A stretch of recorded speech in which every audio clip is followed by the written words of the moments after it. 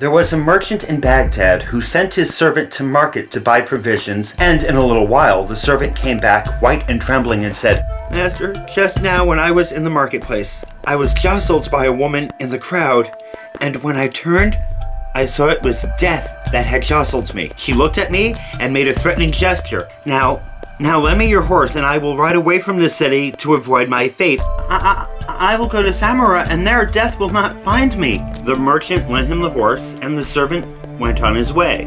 The merchant then went down to the marketplace himself, and he too saw Death standing in the crowd. And he walked up to her and said, "Why did you make a threatening gesture to my servant when you saw him this morning?" The woman replied, "That was not a threatening gesture. It was only a start of surprise. I was astonished to see him here in Baghdad. I had an appointment to meet him tonight in Samarra."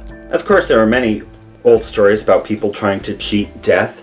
There's the story of Orpheus, who travels to the underworld to retrieve his dead wife Eurydice. Orpheus was a master musician, beautiful voice, and so the king of the underworld was moved by his singing and told him that he could take his wife back to the land of the living. And the only condition was Orpheus was not allowed to turn around and look at her until they had reached the land of the living. And Orpheus and Eurydice were basically 3 feet away from the entryway to our world, and he got super paranoid. Is she keeping up with me? Is she still behind me? I don't hear her. And he turned around, and he only saw her for a split second because she was then dragged away back to the realm of the dead. And he died alone and miserable. Happy story, no? The oldest written story known to man is the Sumerian tale of Gilgamesh. Gilgamesh wasn't a completely fictitious character, but an actual historical figure. He was the 5th king of Uruk in Babylonia around 2600 BC. Towards the end of the tale of King Gilgamesh, his good friend Enkidu dies, and Gilgamesh wandered out into the wilderness searching for answers, for he was not just mourning the death of his good friend, but beginning to fear his own death as well. He soon figured that the only way he could learn to beat death was if he could find Utnapishtim. Utnapishtim and his wife were the only 2 people who had ever been granted the gift of immortality by the gods. Eventually, Gilgamesh came to the entry to the land of the gods, which the Sumerians believed to be located underneath a mountain, guarded by a creature who was half man, half scorpion. Gilgamesh went through a dark cave that led inside the mountain and traveled for many, many months in pitch darkness until he finally reached the jeweled garden of the gods. Once he got there, Gilgamesh met Siduri, a divine winemaker, who gave him shelter. "Young man," Siduri told him, "you must learn to accept fate. Death and taxes are the only 2 things you can be sure of in this universe. Just sit back and enjoy whatever time you've got left." But Gilgamesh was a king, and a very spoiled king at that.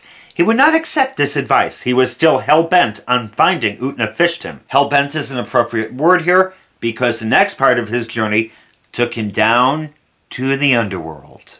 He found the boatman of the gods, and the boatman agreed to take him to the underworld. The voyage over the Sea of Death was a long one, and Gilgamesh wound up on a small island where there stood a humble little hut.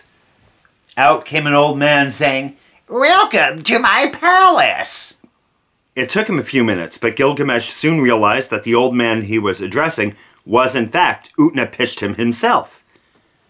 He was shocked by the immortal's appearance, for he hadn't expected him to be so completely ordinary and aged. Not to mention that his quote-unquote palace was actually a small, insignificant hut. Gilgamesh asked how it came to be that he was immortal.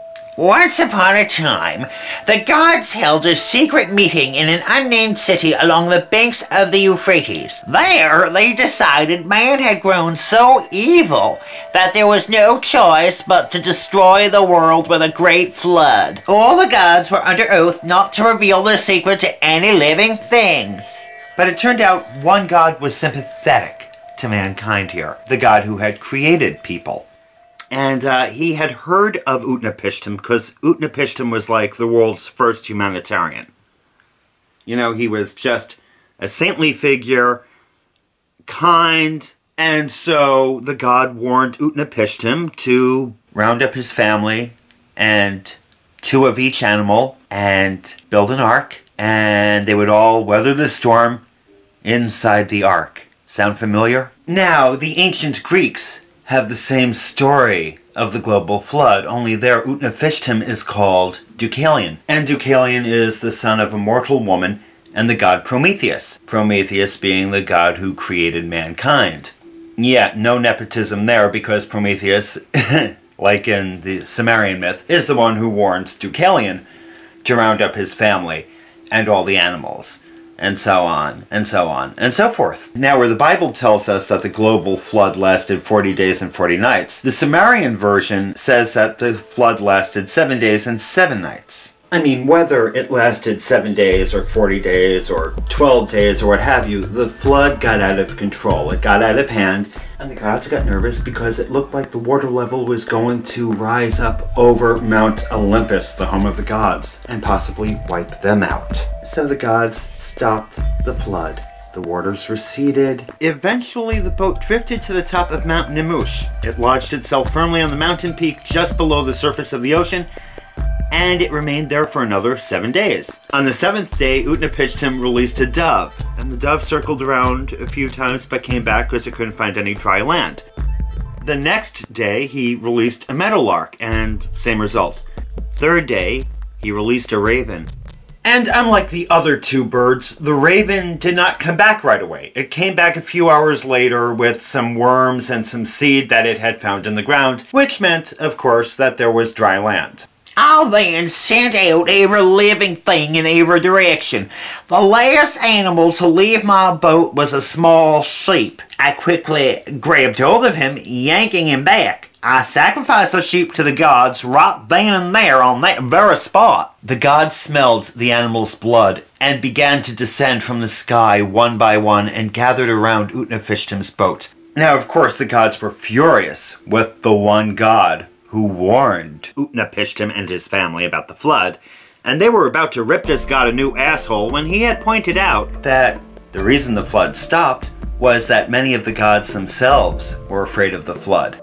And so the other gods were like, hey, you know, he's got a point there. And they actually felt kind of guilty. They vowed that the global flood was a one-time event. And they decided that Utnapishtim and his wife had pulled a pretty cool feat surviving the global flood. So that's when they gave them the gift of immortality. I'm sorry to tell you this, King Gilgamesh, but I do not hold any divine secrets for everlasting life. The only reason why my family and I were granted immortality was because we had survived the flood. That's the truth, plain and simple. Gilgamesh was distraught. He began crying. He had come all this way for nothing.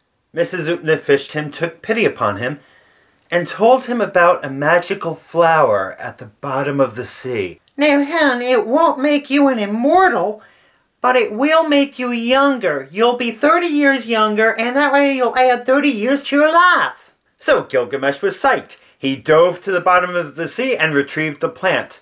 Now, unfortunately, before he got a chance to eat the plant, he decided to take a shower. And while he was showering, a serpent slithered in and ate the plant.